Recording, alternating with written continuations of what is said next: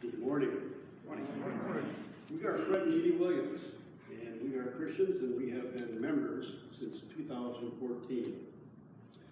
We come to speak to you today on behalf of Vision for Mission.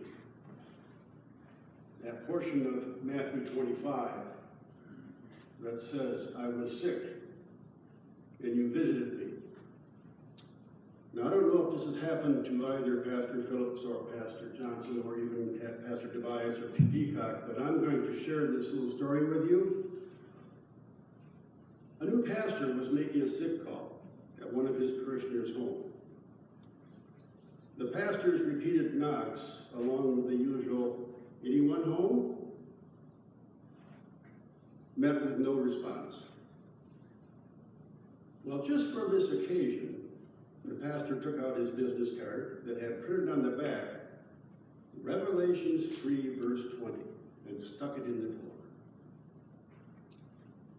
The following Sunday, the pastor found that his card had been returned to him.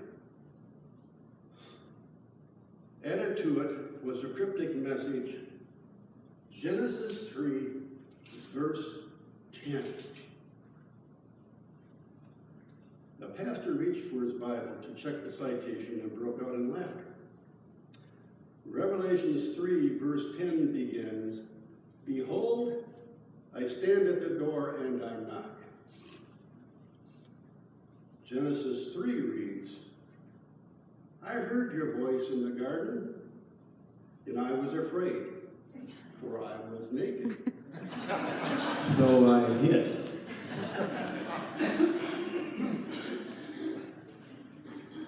According to Dr. Harold Koenig, who is the director of Duke Center of Spirituality Studies, he had a study that has shown that prayer can not only help prevent illness, but prayer can also help people get well faster. And people who attend church regularly live longer. So it would stand to reason that if you're sick at home, or if you've been in the hospital, you would look forward to a visit from our clergy. Well, I was one of those who was in the hospital. I was blessed, as my wife was, with a visit on the day I had surgery from Pastor Johnson. And there's nobody, and I guess we'll all have to admit this, who can pray like a clergy person, because they use very thoughtful prayers. When I pray to the Lord, it's not always real thoughtful.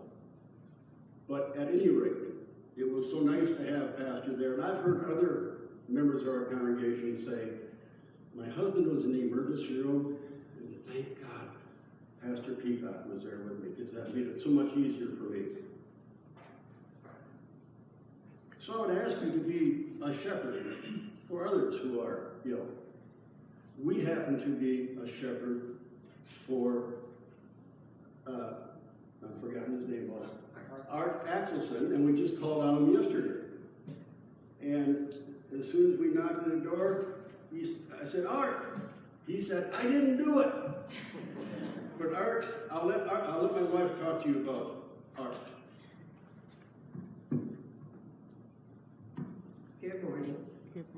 So Fred and I both chose nursing as our vocation, and we spent our careers caring for others, and a good portion of that time we were at the VA.